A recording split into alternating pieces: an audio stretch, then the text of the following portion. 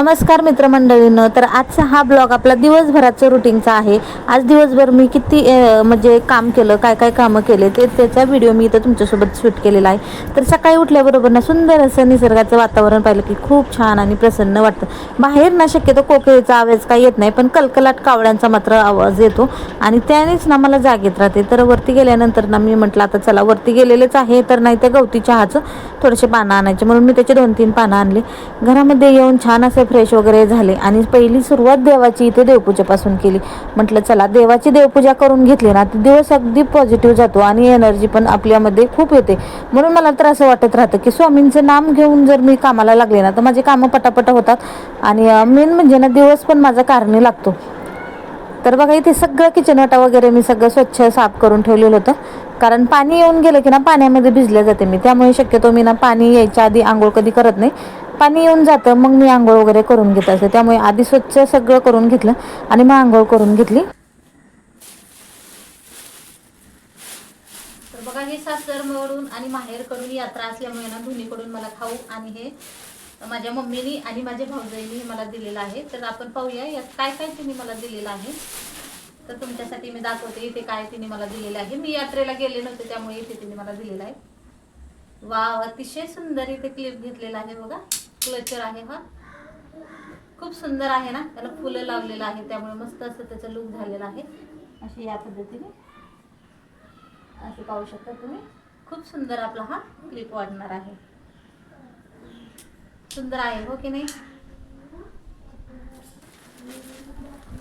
त्यानंतर पाहूया इथे छोटे छोटे रबर्स मला घेतलेले आहेत तिने, कारण मला रबर्स खूप लागतात, सारखे हरवत राहतात, म्हणून मला नाही ते तिने रबर दिलेले आहेत। हे पण साधे सिंपल आहे। तर एका पिशवीमध्ये एवढंच होतं। आता दुसरीमध्ये काय पाहूया।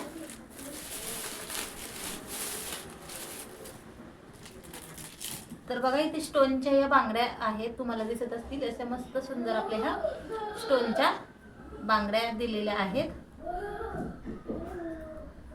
पाहू शकता तुम्ही इतके सुंदर आपले ह्या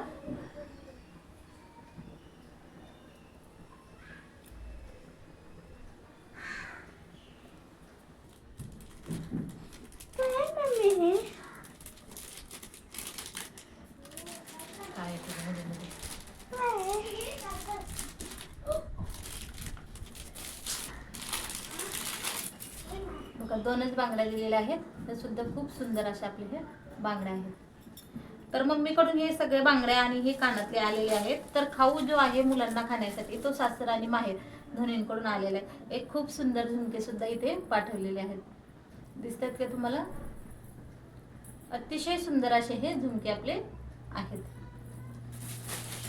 तर एवढं सगळं ते यात्रेतून मला मम्मीनी आणि माझ्या भाऊजाईंनी पाठवून दिलेलं आहे।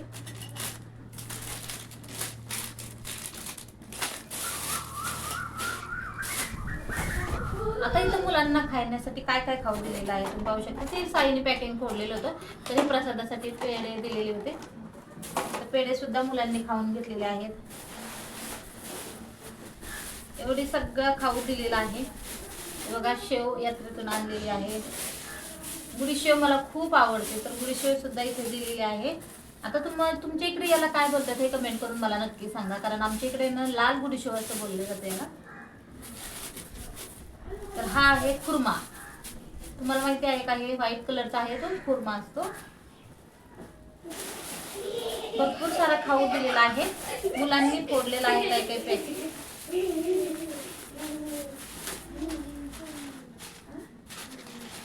तर यामध्ये सुद्धा व्हाईट खुर्मा दिलेला आहे।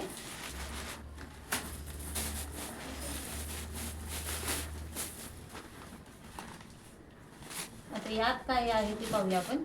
यामध्ये रेवडे दिलेले आहेत, रेवडी खूप सुंदर।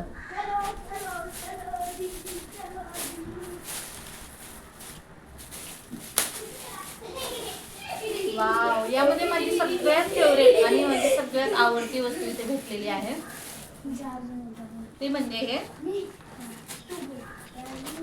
म्हैसूर पाक। खूप आवडतो मला म्हैसूर पाक, सगळ्यात फेवरेट माझ्या स्वीट डिश मध्ये मला म्हैसूर पाक खूप आवडतो।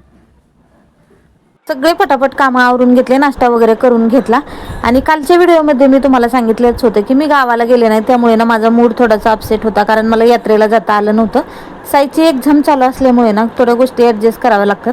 आणि मुलांच्या अशा गोष्टी काय असल्या की आपल्याला मन मारून जगावं लागतं, हो की नाही. तर माझं तसंच झालं होतं. जायची भरपूर इच्छा होती, पण त्याच्यासोबत जायला म्हणजे जमणार नव्हतं, कारण एक्झाम चालू असल्यामुळे ते बुडवणं शक्य नव्हतं. त्यामुळे आम्ही काय गेलो नव्हतो. पण गावावरून मात्र सासर माहेर दोन्हीकडून भरपूर सारा खाऊ आला. आणि त्या कानातले बांगड्या वगैरे सगळं भाऊजाईने दिलं होतं.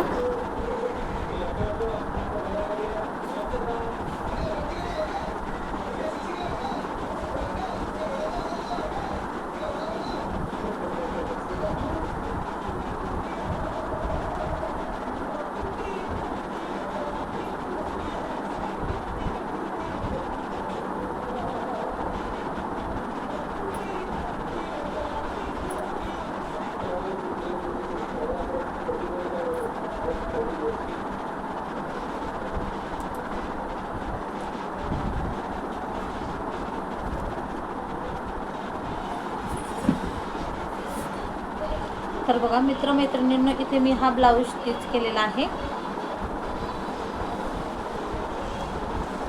पाठीमागचा तुम्ही गळा पाहू शकता. गेले 2 दिवस झाला हा ब्लाऊज मी शिवते आहे. मस्त सगळ्याला इथे आपण पायपिंग केलेलं आहे. छोटे छोटे लटकन सुद्धा इथे लावलेले आहे, पाहू शकता.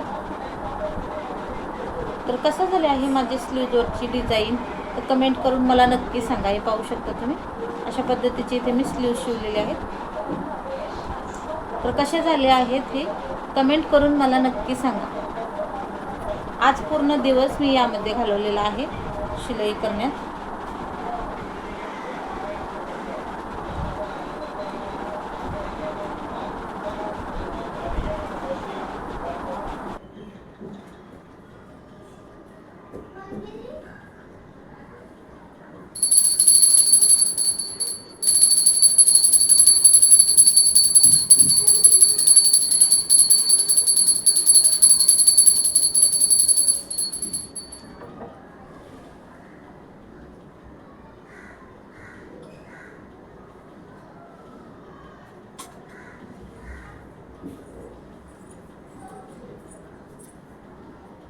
तर नाही, इथे मला ब्लाऊजसुद्धा शिवायचा होता. तर तुम्ही पाहिली ते स्लीव्ज शिवायला ना मला कंप्लीट 2 दिवस गेले, कारण लेस थोडीशी मला कमी पडली. त्यासाठी मला परत लेस आणायला जावं लागलं. असं करून करून ना माझे त्या ब्लाऊज म्हणजे 2 दिवस कंप्लीट गेले. पण त्याची शिलाई नाही, ते मी 550 रुपये सांगितलेली आहे. कारण असं ब्लाऊज शिवायचं म्हटलं की खूप सगळी मेहनत होते, पण एकदम सुंदर आणि डिझायनर ब्लाऊज दिसतो. साडी याची प्लेन आहे आणि ब्लाऊजवरती स्लीव्जवरती ही मी स्वतः डिझाईन बनवलेली आहे. अशा पद्धतीची इथे डिझाईन नव्हती, तर ती मी लेस लावून बनवून घेतलेली आहे. खूप सुंदर अशी ही डिझाईन वाटते. तर हा मी स्वतःसाठी एक ब्लाऊज शिवलेला होता आणि तो कस्टमरला आवडला, त्यामुळे त्याची मला ऑर्डर होती की अशा पद्धतीचाच तो ब्लाऊज बनवून द्या.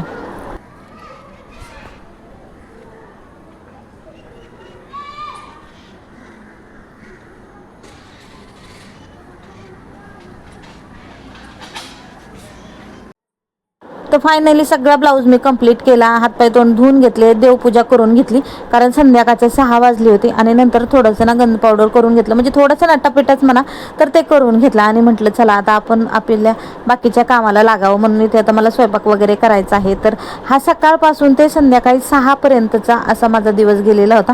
तर हा व्हिडिओ तुम्हाला कसा वाटला, आणि व्हिडिओ जर आवडला असेल तर आपल्या चॅनलला लाईक करा, शेअर करा, आणि मेन म्हणजे सपोर्ट भरपूर करा, कारण तुमच्या सपोर्टशिवाय कुठलीच गोष्ट शक्य नाही. आणि तुमचं प्रेम आपुलकी ही मला माझ्यासोबत कायम हवी आहे. त्यामुळे आपल्या चॅनलला लाईक करा, शेअर करा, आणि सबस्क्राईब करायला विसरू नका. भेटूया अशाच एका नवीन नवीन रेसिपीमध्ये, व्हिडिओमध्ये किंवा ब्लॉगमध्ये. तर तोपर्यंत सर्वांना बाय. श्री स्वामी समर्थ.